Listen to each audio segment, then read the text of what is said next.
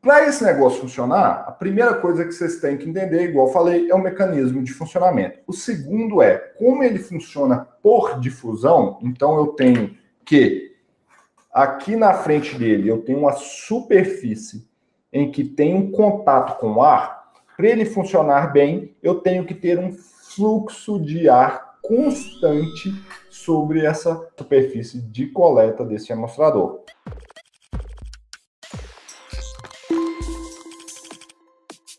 Então, esses amostradores, para eles funcionarem bem, eles têm um range, ou seja, uma faixa de operação em que tem que haver uma troca de ar ou uma velocidade de ar que passa na frente da face desses amostradores.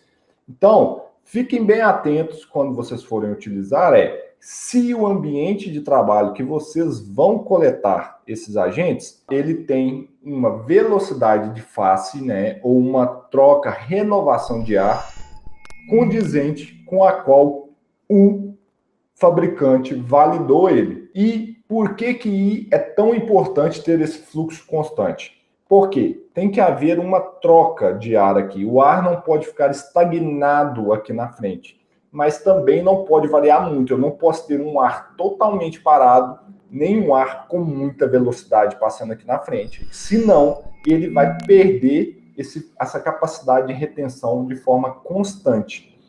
E isso é um problemazinho para a amostragem passiva, porque geralmente eu estou falando de fluxos de amostragem, ou seja, a famosa vazão de amostragem, né? Aqui não é uma vazão direta, mas os fabricantes calculam.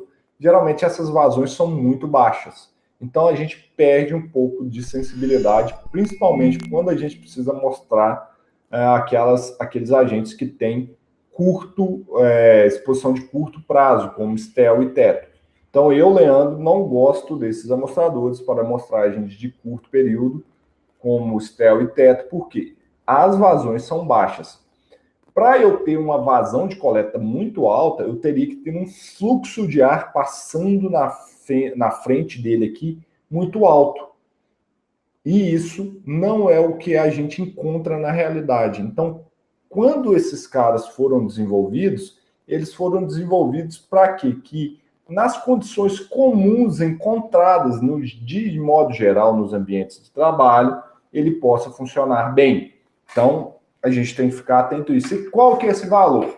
Geralmente, em média, de 0,13 a 0,2 metros por segundo ao quadrado, mas eu recomendo você verificar com o seu fabricante essas condições de operação dos amostradores. Outras coisas que a gente deve olhar para quais agentes esses amostradores podem ser utilizados. Como eu já falei para vocês, são gases e vapores. Então, cada tipo de amostrador passivo, vocês têm que pegar a lista do fabricante e saber para que ele serve. Por exemplo, eu tenho aqui um amostrador diferente, esse amostrador da SKC. Você não pode fazer vapores orgânicos normais.